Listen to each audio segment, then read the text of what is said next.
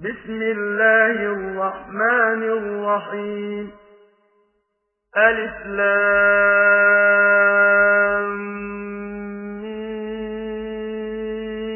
صاد. كتاب أنزل إليك فلا يكن في صدرك حرج منه لتنذر به وذكرى للمؤمنين.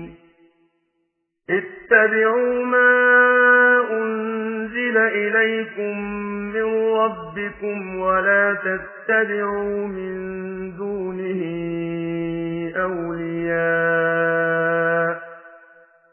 قليلا ما تذكرون. وكم من قرية أهلكناها فجاءها بأسنا بياتا أو هم قائلون. فما كان دعواهم إذ جاءهم بأسنا إلا أن قالوا إنا كنا ظالمين. فلنسألن الذين أرسل إليهم ولنسألن المرسلين. فلنقصن عليهم بعلم وما كنا غائبين. والوزن يومئذ الحق. فمن ثقلت موازينه فأولئك هم المفلحون.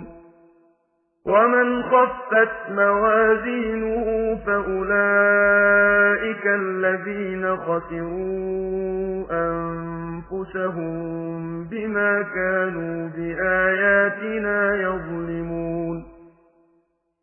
ولقد مكناكم في الأرض وجعلنا لكم فيها معايش قليلا ما تشكرون.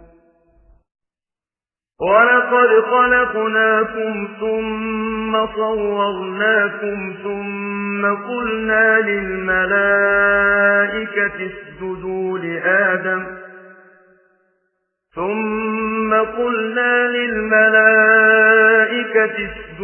لآدم فسجدوا إلا إبليس لم يكن من الساجدين. قال ما منعك ألا تسجد إذ أمرتك؟ قال أنا خير منه خلقتني من نار وخلقته من طين. قال فاهبط منها فما يكون لك أن تتكبر فيها فاخرج إنك من الصاغرين. قال أنظرني إلى يوم يبعثون. قال إنك من المنظرين.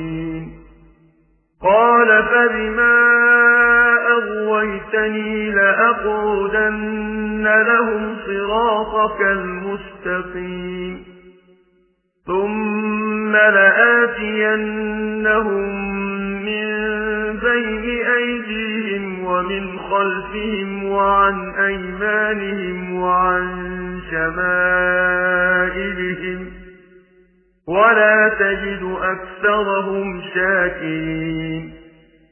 قال اخرج منها مذءوما مدحورا لمن تبعك منهم لأملأن جهنم منكم أجمعين. ويا آدم اسكن أنت وزوجك الجنة فكلا من حيث شئتما ولا تقربا هذه الشجرة فتكونا من الظالمين. فوسوس لهما الشيطان ليبدي لهما ما وري عنهما من سوآتهما وقال ما نهاكما وقال ما نهاكما ربكما عن هذه الشجرة إلا أن تكونا ملكين أو تكونا من الخالدين وقاسمهما